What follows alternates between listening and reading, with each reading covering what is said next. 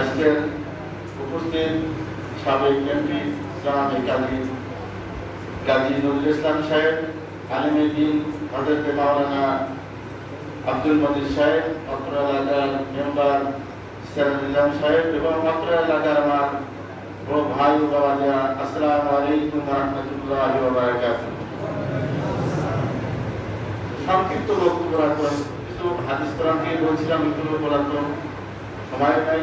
ইনশাআল্লাহ যতদূর সম্ভব চেষ্টা করে আমি মসজিদ উন্নয়নের জন্য আমি চেষ্টা করবো, যতটুকু টাকা আমাদের করছেন আমি দেওয়ার জন্য চেষ্টা করবো।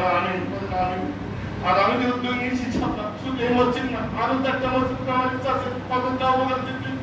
তোমার ওসমান আর তো স্বপ্ন আসছে আমার জন্য কেমন পর্যন্ত যদি মসজিদগুলো স্থাপন এরকম একটা ব্যবস্থা আমাদের করে দেন এবং এই কেমন পর্যন্ত চলে আবার থেকে না আসে। তো এরকম একটা সম্পাদনা আমার যে আপনারা এই প্রতিষ্ঠান পর্যন্ত কেমন পর্যন্ত চলতে হয়, কিন্তু আমি এইগুলো আমার বক্তব্য শেষ করছি। আপনারা আমার জন্য দোয়া করেন যেন আল্লাহ যে সময়টুকু আমার জন্য রাষ্ট্রের জন্য দিন কাজে করতে পারি।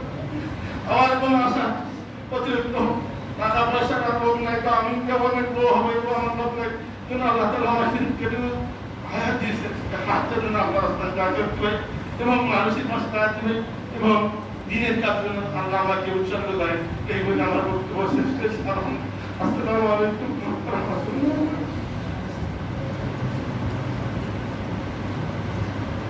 তার মনের অব্যক্ত বেদনা ভাষা বর্ণনা করলেন। আল্লাহর হস্তে তিনি এই কাজটি করেছেন, নিজস্ব কোনো চাওয়া পাওয়া নাই। আমিন তো বলতে কিছু তার নাই বলে তিনি স্বীকৃতি দিয়েছেন। আমরা সবাই খুশি নাকি?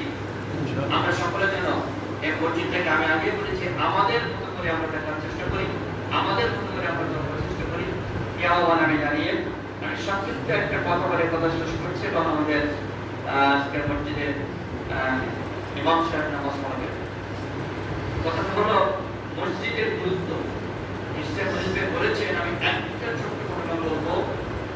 যখন দুনিয়া ফানা ফিল্লা হয়ে যাবে, কিয়ামত হয়ে যাবে, সব ধ্বংস হয়ে যাবে, সব পানিতে একটু একটু উপর ভাসতে থাকবে, ওই ডোবা ছাড়ার মতন কাবা শরীফ ধ্বংস হবে না। কাবা শরীফটা এই সাগরের মাঝখানে ডোবা ছাড়ার মতো ভাসতে থাকবে। আল্লাহ পাকের হুকুমে ওই কাবা শরীফের সঙ্গে তো বাইতুল মামুরের সঙ্গে সংযোগ আছে, আসমানে বাইতুল মামুর, ওই বাইতুল মামুরের সঙ্গে সংযুক্ত হয়ে যাওয়ার জন্য আমাকে নির্দেশ করবেন। কাবা শরীফ তখন চলে যাবে বাইতুল মামুরের